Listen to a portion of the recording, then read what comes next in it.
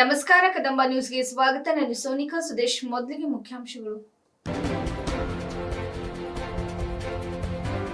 ಜಿಲ್ಲಾಧಿಕಾರಿಗಳ ಅಧ್ಯಕ್ಷತೆಯಲ್ಲಿ ಬೀದರ್ ತಾಲೂಕಾ ಮಟ್ಟದ ಜನಸ್ಪಂದನ ಕಾರ್ಯಕ್ರಮ. ಮಕ್ಕಳ ರಕ್ಷಣಾ ನೀತಿ 2016 ಎಲ್ಲ ಶಾಲಾ ಕಾಲೇಜುಗಳಲ್ಲಿ ಜಾರಿಗೆ ತರಬೇಕು, ಶಶಿಧರ್ ಕೋಸಂಬೆ.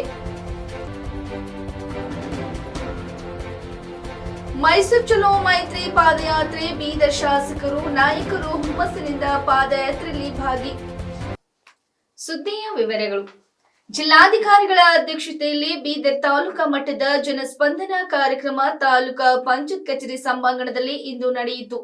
ಬೀದರ್ ತಾಲೂಕಾ ಮಟ್ಟದ ಜನಸ್ಪಂದನ ಕಾರ್ಯಕ್ರಮದಲ್ಲಿ ಜಿಲ್ಲಾಧಿಕಾರಿ ಶಿಲ್ಪಾ ಶರ್ಮಾ, ಜಿಲ್ಲಾ ಪಂಚಾಯತ್ ಮುಖ್ಯ ಕಾರ್ಯನಿರ್ವಾಹಕ ಅಧಿಕಾರಿ ಡಾಕ್ಟರ್ ಗಿರೀಶ್ ಬದೋಲೆ, ಅಪರ ಜಿಲ್ಲಾಧಿಕಾರಿ ಶಿವಕುಮಾರ್ ಶೀಲ್ವಂತ್, ಬೀದರ್ ಸಹಾಯಕ ಆಯುಕ್ತರಾದ ಲವೇಶ್ ವರ್ಡಿಯಾ, ಹೆಚ್ಚುವರಿ ಪೊಲೀಸ್ ವರಿಷ್ಠಾಧಿಕಾರಿ ಚಂದ್ರಕಾಂತ್ ಪೂಜಾರಿ, ಬೀದರ್ ತಾಲೂಕಾ ತಹಸೀಲ್ದಾರ್ ದಿಲ್ಶಾದ್ ಮಹಾತ್ ಸೇರಿದಂತೆ ಜಿಲ್ಲಾ ಮತ್ತು ತಾಲೂಕಾ ಮಟ್ಟದ ವಿವಿಧ ಇಲಾಖೆ ಅಧಿಕಾರಿಗಳು ಭಾಗಿಯಾಗಿದ್ದರು.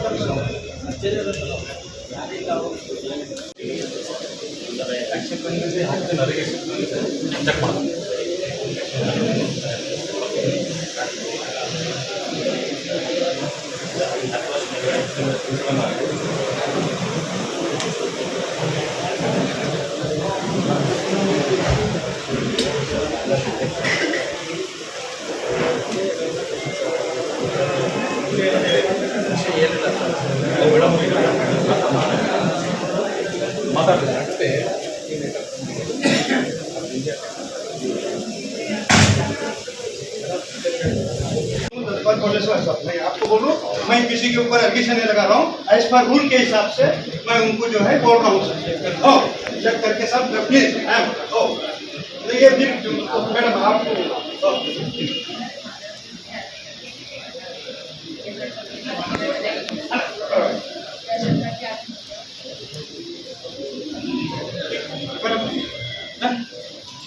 अब क्या है मैडम, तो अब मेरे को मैडम यहाँ से कम 200 किलोमीटर जाना है.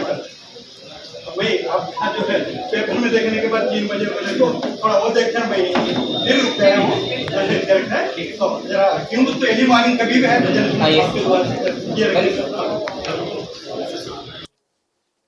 ಕರ್ನಾಟಕ ರಾಜ್ಯ ಮಕ್ಕಳ ರಕ್ಷಣಾ ನೀತಿ 2016 ಜಿಲ್ಲೆ ಎಲ್ಲಾ ಶಾಲಾ ಕಾಲೇಜುಗಳಲ್ಲಿ ಪರಿಣಾಮಕಾರಿಯಾಗಿ ಜಾರಿಗೆ ತರುವ ಮೂಲಕ ಮಕ್ಕಳ ಹಕ್ಕುಗಳ ಉಲ್ಲಂಘನೆ ಆಗದಂತೆ ನೋಡಿಕೊಳ್ಳಬೇಕೆಂದು ಕರ್ನಾಟಕ ರಾಜ್ಯ ಮಕ್ಕಳ ಹಕ್ಕುಗಳ ರಕ್ಷಣಾ ಆಯೋಗದ ಸದಸ್ಯರಾದ ಶಶಿಧರ್ ಕೋಸಂಬೆ ಹೇಳಿದರು. ಅವರು ಬುಧವಾರ ಚನ್ನಬಸವ ಪಟ್ಟದೇವರ ರಂಗಮಂದಿರದಲ್ಲಿ ಬೀದರ್ನಲ್ಲಿ ಮಕ್ಕಳ ರಕ್ಷಣಾ ನಿರ್ದೇಶನಾಲಯ ಬೆಂಗಳೂರು, ಕರ್ನಾಟಕ ರಾಜ್ಯ ಮಕ್ಕಳ ಹಕ್ಕುಗಳ ರಕ್ಷಣಾ ಆಯೋಗ ಬೆಂಗಳೂರು, ಜಿಲ್ಲಾಡಳಿತ ಬೀದರ್, ಜಿಲ್ಲಾ ಪಂಚಾಯತ್, ಜಿಲ್ಲಾ ಕಾನೂನು ಸೇವೆಗಳ ಪ್ರಾಧಿಕಾರ ಬೀದರ್, ಪೊಲೀಸ್ ಇಲಾಖೆ, ಮಹಿಳಾ ಮತ್ತು ಮಕ್ಕಳ ಅಭಿವೃದ್ಧಿ ಇಲಾಖೆ, ಜಿಲ್ಲಾ ಮಕ್ಕಳ ರಕ್ಷಣಾ ಘಟಕ ಬೀದರ್ ಇವರ ಸಂಯುಕ್ತ ಆಶ್ರಯದಲ್ಲಿ ಹಮ್ಮಿಕೊಂಡಿದ್ದ ಮಿಷನ್ ವಾತ್ಸಲ್ಯ ಯೋಜನೆ, ಕರ್ನಾಟಕ ರಾಜ್ಯ ಮಕ್ಕಳ ರಕ್ಷಣಾ ನೀತಿ 2016 ಮತ್ತು ಮಕ್ಕಳಿಗೆ ಸಂಬಂಧಿಸಿದ ಕಾನೂನುಗಳ ಕುರಿತು ಪದವಿ ಪೂರ್ವ ಕಾಲೇಜುಗಳ ಪ್ರಾಂಶುಪಾಲರಿಗೆ ಮತ್ತು ವಿವಿಧ ಇಲಾಖೆಯಡಿ ನಡೆಯುವ ವಸತಿ ಶಾಲೆ ನಿಲಯಗಳ ಪ್ರಾಂಶುಪಾಲರು ಮತ್ತು ವಾರ್ಡನ್ಗಳಿಗೆ ಹಮ್ಮಿಕೊಂಡಿದ್ದ ಒಂದು ದಿನದ ತರಬೇತಿ ಕಾರ್ಯಕ್ರಮ ಉದ್ಘಾಟಿಸಿ ಮಾತನಾಡಿದರು. ನಮ್ಮ ರಾಜ್ಯದಲ್ಲಿ ವಿವಿಧ ಕಡೆ ಮಕ್ಕಳ ಮೇಲೆ ಅಮಾನವೀಯ ಘಟನೆಗಳು ನಡೆದಿರುವುದನ್ನು ಕಾಣುತ್ತೇವೆ. ಮಕ್ಕಳ ರಕ್ಷಣಾ ನೀತಿ ಪಾಲನೆ ಮಾಡುವ ಜವಾಬ್ದಾರಿ ನಮ್ಮೆಲ್ಲರ ಮೇಲಿದೆ. ಮಕ್ಕಳಿಗೆ ಮನೆಯ ನಂತರದ ಸುರಕ್ಷಿತ ಸ್ಥಳಗಳು ಶಾಲೆಗಳಾಗಬೇಕು. ಮಕ್ಕಳ ರಕ್ಷಣಾ ನೀತಿ 2016 ಪಾಲನೆ ಮಾಡುವಂತೆ ಹೈಕೋರ್ಟ್ 1 ವರ್ಷದ ಹಿಂದೆ ಆದೇಶ ಮಾಡಿದೆ. ಈಗಾಗಲೇ 6 ತಿಂಗಳು ಕಳೆದು ಹೋಗಿದ್ದು, ಇನ್ನು 6 ತಿಂಗಳು ಕಾಲ ಅವಕಾಶವಿದ್ದು, ಇದನ್ನು ಎಲ್ಲಾ ಶಾಲಾ ಕಾಲೇಜುಗಳಲ್ಲಿ ಪಾಲನೆ ಮಾಡಬೇಕೆಂದು ಹೇಳಿದರು. 1929ರಿಂದ ನಮ್ಮ ದೇಶದಲ್ಲಿ ಬಾಲ್ಯ ವಿವಾಹ ನಿಷೇಧ ಇದ್ದರೂ ಇನ್ನು ಪ್ರತಿ ನಿಮಿಷಕ್ಕೊಮ್ಮೆ 3 ಬಾಲ್ಯ ವಿವಾಹಗಳನ್ನು ನಮ್ಮ ದೇಶಗಳಲ್ಲಿ ನಡೆಯುತ್ತಿವೆ.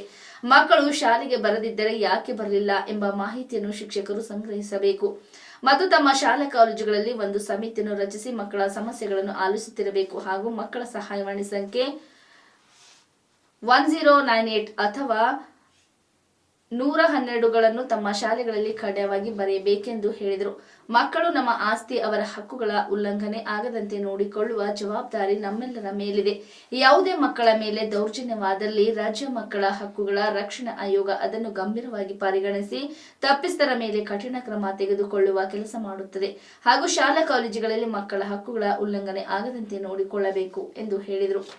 ಮಹಿಳಾ ಮತ್ತು ಮಕ್ಕಳ ಅಭಿವೃದ್ಧಿ ಇಲಾಖೆಯ ಉಪನಿರ್ದೇಶಕರಾದ ಶ್ರೀಧರ್ ಮಾತನಾಡಿ, ಮಿಷನ್ ಇಂದ್ರ ಧನುಷ್ ಯೋಜನೆ ಉದ್ದೇಶ ಮಕ್ಕಳ ಪಾಲನೆ ಮತ್ತು ಪೋಷಣೆ ಮಾಡುವುದಾಗಿದೆ. ಹಲವಾರು ಕಾಯ್ದೆ ಕಾನೂನುಗಳು ಜಾರಿಗೆ ಬಂದರೂ ಇನ್ನೂ ಅಪರಾಧಗಳ ಸಂಖ್ಯೆ ಕಡಿಮೆ ಆಗುತ್ತಿಲ್ಲ. ನೈತಿಕ ಶಿಕ್ಷಣಕ್ಕೆ ಹೆಚ್ಚಿನ ಒತ್ತು ನೀಡಬೇಕಿದೆ. ಶಾಲೆಗಳಲ್ಲಿ ಮಾತ್ರವಲ್ಲದೆ ಮನೆಗಳಲ್ಲಿ ಪಾಲಕರು ತಮ್ಮ ಮಕ್ಕಳಿಗೆ ಮಾನವೀಯ ಮೌಲ್ಯಗಳ ಕುರಿತು ಅವರಿಗೆ ತಿಳಿ ಹೇಳಬೇಕೆಂದು ಹೇಳಿದರು. ಪ್ರಾದೇಶಿಕ ಸಂಯೋಜಕರು ಯುನಿಸೆಫ್ ಮಕ್ಕಳ ಸಂರಕ್ಷಣಾ ಯೋಜನೆ ಜಿಲ್ಲಾಧಿಕಾರಿಗಳ ಕಚೇರಿ ಕೊಪ್ಪಳದ ಡಾಕ್ಟರ್ ಕೆ ರಾಘವೇಂದ್ರ ಭಟ್ ಅವರು ಸಂಪನ್ಮೂಲ ವ್ಯಕ್ತಿಗಳಾಗಿ ಭಾಗವಹಿಸಿ ವಿಶೇಷ ಉಪನ್ಯಾಸ ನೀಡಿ ಮಾತನಾಡಿ ಮಕ್ಕಳ ಹಕ್ಕುಗಳ ಕುರಿತು ಎಲ್ಲರಿಗೂ ಸಂಪೂರ್ಣ ಮಾಹಿತಿ ನೀಡಿದರು. ಈ ಕಾರ್ಯಕ್ರಮದಲ್ಲಿ ಸಮಾಜ ಕಲ್ಯಾಣ ಇಲಾಖೆ ಉಪನಿರ್ದೇಶಕರಾದ ಸಿಂಧು ಎಚ್ಎಸ್, ಜಿಲ್ಲಾ ಹಿಂದುಳಿದ ವರ್ಗಗಳ ಕಲ್ಯಾಣ ಇಲಾಖೆ ಅಧಿಕಾರಿ ಸಂಗೀತಾ ಪಾಟೀಲ್, ಜಿಲ್ಲಾ ಅಲ್ಪಸಂಖ್ಯಾತರ ಕಲ್ಯಾಣ ಇಲಾಖೆ ಅಧಿಕಾರಿ ಅವಿನಾಶ್, ಶಿಕ್ಷಣಾಧಿಕಾರಿ ಗುಂಡಪ್ಪ, ಶಾರದಾ ಕಲ್ಮಲ್ಕರ್, ಧನಲಕ್ಷ್ಮಿ ಪಾಟೀಲ್, ಗೌರಿ ಶಂಕರ್, ಪರ್ತಾಪುರ್ ಸೇರಿದಂತೆ ವಿವಿಧ ಶಾಲಾ ಕಾಲೇಜುಗಳು ಹಾಗೂ ವಸತಿ ಶಾಲೆ ಮತ್ತು ನಿಲಯಗಳ ಪ್ರಾಂಶುಪಾಲರು, ವಾರ್ಡನ್ಗಳು ಸೇರಿದಂತೆ ಇತರರು ಉಪಸ್ಥಿತರಿದ್ದರು.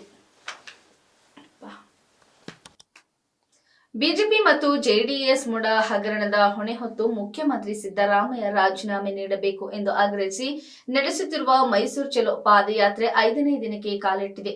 ಸದ್ಯ ಮಂಡ್ಯ ಜಿಲ್ಲೆಯಲ್ಲಿ ಪಾದಯಾತ್ರೆ ನಡೆಯುತ್ತಿದೆ. ದುರಾಡಳಿತದ ಹಗರಣಗಳ ಸರ್ಕಾರದ ವಿರುದ್ಧದ ಸತತ 5ನೇ ದಿನದ ಪಾದಯಾತ್ರೆಯಲ್ಲಿ ಬೀದರ್ ಜಿಲ್ಲೆಯ ಎಲ್ಲ ನಾಯಕರು ಒಗ್ಗಟ್ಟಿನಿಂದ ಪಾದಯಾತ್ರೆಯಲ್ಲಿ ಹೆಜ್ಜೆ ಹಾಕಿದರು. 5ನೇ ದಿನದ ಮೈಸೂರು ಚಲೋ ಪಾದಯಾತ್ರೆ ಮಂಡ್ಯದಲ್ಲಿ ಅದ್ದೂರಿಯಾಗಿ ಸ್ವಾಗತಿಸಿದರು. ಇದೇ ವೇಳೆ ಬೃಹತ್ ಪಾದಯಾತ್ರೆಯ ಕಾರ್ಯಕ್ರಮವನ್ನು ಉದ್ದೇಶಿಸಿ ಮಾತನಾಡಿದ ಶಾಸಕರಾದ ಡಾ ಶೈಲೇಂದರ್ ಬೆಲ್ದಾಳೆ ಅವರು, ದಲಿತರು, ಪರಿಶಿಷ್ಟ ಜಾತಿ ಪಂಗಡದ ಜನರು, ಬಡವರು, ನಿರ್ಗತಿಕರ ಪರವಾಗಿ ಧ್ವನಿ ಎತ್ತಿರುವ ವಿರೋಧ ಪಕ್ಷದ ಪ್ರಶ್ನೆಗಳಿಗೆ ಸದನದಲ್ಲೂ ಉತ್ತರ ಕೊಡದೆ, ಹೊರಗೂ ಉತ್ತರ ನೀಡದೆ ವಿರೋಧ ಪಕ್ಷಗಳನ್ನೇ ಪ್ರಶ್ನಿಸುವ ಮೂಲಕ ಹಗರಣಗಳನ್ನು ಮೆಚ್ಚುವ ಪ್ರಯತ್ನ ಮಾಡುತ್ತಿದ್ದಾರೆ. ಪರಿಶಿಷ್ಟ ಪಂಗಡದ ಅಭಿವೃದ್ಧಿಗೆ ಮೀಸಲಿಟ್ಟ ಹಣವನ್ನು ದುರ್ಬಳಕೆ ಮಾಡಿಕೊಂಡಿರುವುದನ್ನು ಸ್ವತಃ ಮುಖ್ಯಮಂತ್ರಿ ಸಿದ್ದರಾಮಯ್ಯ ಒಪ್ಪಿಕೊಂಡಿದ್ದಾರೆ. ಅವರು ತಕ್ಷಣ ರಾಜೀನಾಮೆ ನೀಡಬೇಕು ಎಂದು ಒತ್ತಾಯಿಸಿದರು. ಮೂಡ ಹಗರಣ ಹಾಗೂ ವಾಲ್ಮೀಕಿ ನಿಗಮದಲ್ಲಿನ ಹಗರಣ ಖಂಡಿಸಿ ಬಿಜೆಪಿ ಜೆಡಿಎಸ್ ದೋಸ್ತಿಯಾಗಿ ಹಮ್ಮಿಕೊಂಡಿರುವ ಮೈಸೂರು ಚಲೋ ಪಾದಯಾತ್ರೆ ಇಂದು 5ನೇ ದಿನಕ್ಕೆ ಕಾಲಿಟ್ಟಿದೆ. ಪಾದಯಾತ್ರೆಯಲ್ಲಿ ಕಾರ್ಯಕರ್ತರು ಉತ್ಸಾಹದಿಂದಲೇ ಭಾಗಿಯಾದರು. 5ನೇ ದಿನದ ಪಾದಯಾತ್ರೆಯಲ್ಲೂ ಬಿಜೆಪಿ ಮತ್ತು ಜೆಡಿಎಸ್ ಕಾರ್ಯಕರ್ತರು ಉತ್ಸಾಹದಿಂದ ಹೆಜ್ಜೆ ಹಾಕುತ್ತಿದ್ದಾರೆ. ಬೀದರ್ ಜಿಲ್ಲೆಯ ಶಾಸಕರು, ನಾಯಕರು ಹುಮ್ಮಸ್ಸಿನಿಂದ ಪಾದಯಾತ್ರೆಯಲ್ಲಿ ಪಾಲ್ಗೊಂಡು ಉತ್ಸಾಹದ ಹೆಜ್ಜೆ ಹಾಕಿದರು. ಈ ಸಂದರ್ಭದಲ್ಲಿ ಶಾಸಕರು, ಬಿಜೆಪಿ ರಾಜ್ಯ ಕಾರ್ಯದರ್ಶಿ ಡಾ ಶೈಲೇಂದರ್ ಬೆಲ್ದಾಳೆ, ಶಾಸಕರಾದ ಪ್ರಭು ಚವ್ಹಾಣ್, ಶರಣು ಸಲಗರ್, ಸಿದ್ದು ಪಾಟೀಲ್, ಬಿಜೆಪಿ ಜಿಲ್ಲಾ ಅಧ್ಯಕ್ಷರಾದ ಸೋಮನಾಥ್ ಪಾಟೀಲ್, ಮುಖಂಡರಾದ ಈಶ್ವರ್ ಸಿಂಗ್ ಠಾಕೂರ್, ಮಹೇಶ್ ಪಾಲಂ, ಅಶೋಕ್ ಕೊಕರಣ, ಜಗನ್ನಾಥ್ ಪಾಟೀಲ್, ಸಂತೋಷ್ ರೆಡ್ಡಿ, ಸೂರ್ಯಕಾಂತ್ ಚಿಲ್ಬಟ್ಟೆ ಮತ್ತಿತರರು ಉಪಸ್ಥಿತರಿದ್ದರು.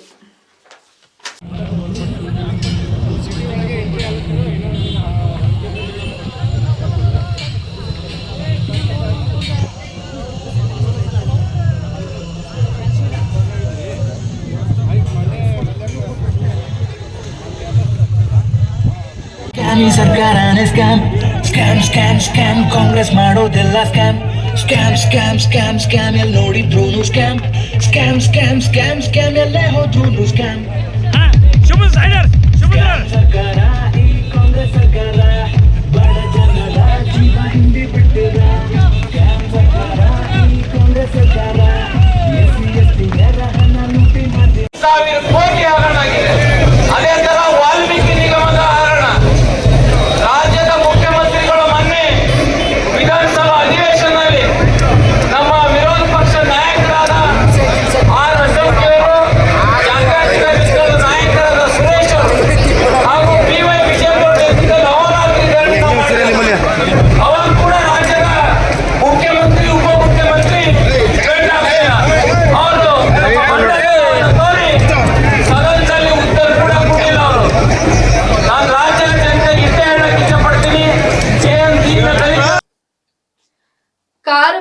ಮೂಲಕ ಸಾಗುವ ರಾಷ್ಟ್ರೀಯ ಹೆದ್ದಾರಿ 66ರಲ್ಲಿ ಕಾಳಿ ನದಿಗೆ ಅಡ್ಡವಾಗಿ ನಿರ್ಮಿಸಲಾಗಿದ್ದ ಸೇತುವೆ ಮಂಗಳವಾರ ತಡರಾತ್ರಿ ಕುಸಿದು ಬಿದ್ದಿದ್ದು, ಘಟನೆಯಲ್ಲಿ ಲಾರಿ ಚಾಲಕನೊಬ್ಬ ಗಾಯಗೊಂಡಿದ್ದಾನೆಂದು ತಿಳಿದು ಬಂದಿದೆ. ಕಾರವಾರ ಗೋವಾ ಸಂಪರ್ಕ ಮಾಡುವ ನಗರದ ಕೋಡಿಭಾಗ್ ಬಳಿ ಇರುವ ಈ ಸೇತುವೆ ಮಂಗಳವಾರ ತಡರಾತ್ರಿ ಸುಮಾರು 1 ಗಂಟೆ ವೇಳೆಗೆ ಕುಸಿದು ಬಿದ್ದಿದೆ. ಫಿಲ್ಲರ್ ಕಂಬಗಳ ನಡುವೆ ಸೇತುವೆ 3-4 ಕಡೆ ತುಂಡಾಗಿ ನದಿಗೆ ಬಿದ್ದಿದ್ದು, ಇದೇ ವೇಳೆ ಗೋವಾದಿಂದ ಕಾರವಾರ ಕಡೆಗೆ ಆಗಮಿಸುತ್ತಿದ್ದ ಟ್ರಕ್ ನದಿಗೆ ಬಿದ್ದಿದೆ. ತಕ್ಷಣ ಮೀನುಗಾರರು ಹಾಗೂ ಪೊಲೀಸರು ಲಾರಿ ಚಾಲಕರನ್ನು ರಕ್ಷಣೆ ಮಾಡಿದ್ದಾರೆ.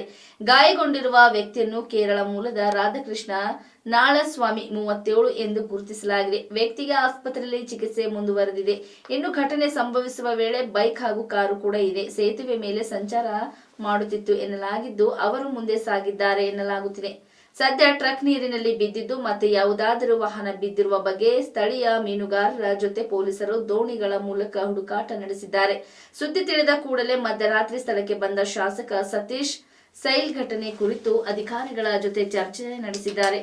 ಸ್ಥಳದಲ್ಲಿ ಜಿಲ್ಲಾಧಿಕಾರಿ ಲಕ್ಷ್ಮೀಪ್ರಿಯ, ಎಸ್ಪಿ ಎಂ ನಾರಾಯಣ್ ಸೇರಿ ಅಧಿಕಾರಿಗಳ ತಂಡ ಬೀಡು ಬಿಟ್ಟಿದ್ದು, ಇತರ ಮುನ್ನೆಚ್ಚರಿಕೆ ಕ್ರಮಗಳನ್ನು ಕೈಗೊಂಡಿದೆ. ಈ ನಡುವೆ ಗಾಳಿ ನದಿಗೆ ಕಟ್ಟಲಾಗಿದ್ದ ಹಳೆಯ ಸೇತುವೆ ಕುಸಿದ ಪರಿಣಾಮವಾಗಿ ಅದರ ಹತ್ತಿರದಲ್ಲೇ ಕಟ್ಟಲಾಗಿರುವ ಹೊಸ ಸೇತುವೆಯ ಗುಣಮಟ್ಟವನ್ನು ಪರಿಶೀಲಿಸುವಂತೆ ಸರ್ಕಾರ ಆದೇಶ ಹೊರಡಿಸಿದೆ.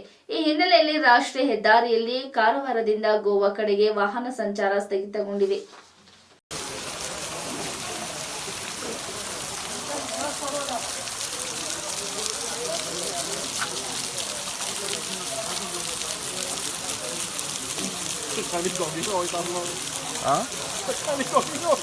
पयर वचून संडे लास्ट संडे जालें म्हागे लायक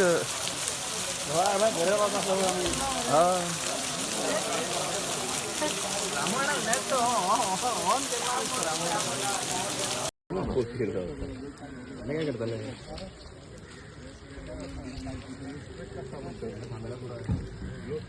लोड ट्रक आसा काय खबर ना आता हेच्यानंतर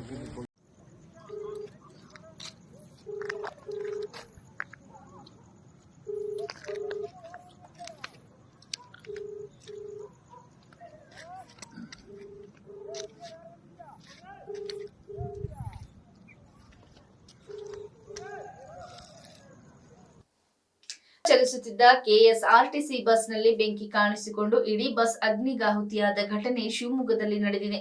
ಶಿವಮೊಗ್ಗದ ಸಾಗರ್ ಪಟ್ಟಣದ ಜೋಗ ರಸ್ತೆಯ ಕೆಎಸ್ಆರ್ಟಿಸಿ ಡಿಪೋ ಸಮೀಪ ಈ ಘಟನೆ ಸಂಭವಿಸಿದ್ದು, ಇಡೀ ಬಸ್ ಹೊತ್ತಿ ಉರಿದಿದೆ. ಅದೃಷ್ಟವಶಾತ್ ಯಾವುದೇ ಪ್ರಾಣ ಹಾನಿಯಾಗಿಲ್ಲ. ಮೂಲಗಳ ಪ್ರಕಾರ ಭಟ್ಕಳದಿಂದ ಸಾಗರ್ ಮಾರ್ಗವಾಗಿ ಬೆಂಗಳೂರಿಗೆ ತೆರಳುತ್ತಿದ್ದ ವಾಯು ಕರ್ನಾಟಕ ಸಾರಿಗೆ ಬಸ್ಸಿನಲ್ಲಿ ದಿಢೀರ್ ಬೆಂಕಿ ಕಾಣಿಸಿಕೊಂಡಿದ್ದು, ಬೆಂಕಿ ಅಪಾಯ ಅರಿತ ಚಾಲಕ ಕೂಡಲೇ ಬಸ್ ಅನ್ನು ನಿಲ್ಲಿಸಿದ್ದಾನೆ. ಬಳಿಕ ಬಸ್ನಲ್ಲಿದ್ದ ಎಲ್ಲ 12 ಪ್ರಯಾಣಿಕರು ಬಸ್ಸಿನಿಂದ ಕೆಳಗಿಳಿದಿದ್ದಾರೆ. ಈ ವೇಳೆಗಾಗಲೇ ಬೆಂಕಿ ಇಡೀ ಬಸ್ಸಿಗೆ ವ್ಯಾಪಿಸಿದೆ. ವಿಚಾರ ತಿಳಿದ ಕೂಡಲೇ ಸ್ಥಳಕ್ಕೆ ದೌಡಾಯಿಸಿದ ಅಗ್ನಿಶಾಮಕ ಸಿಬ್ಬಂದಿ ಬೆಂಕಿ ನಂದಿಸಿದ್ದಾರೆ. ಅಗ್ನಿ ದುರಂತಕ್ಕೆ ಕಾರಣ ತಿಳಿದು ಬಂದಿಲ್ಲವಾದರೂ ಶಾರ್ಟ್ ಸರ್ಕ್ಯೂಟ್ ಬೆಂಕಿಗೆ ಕಾರಣವಾಗಿರಬಹುದು ಎಂದು ಶಂಕಿಸಲಾಗಿದೆ.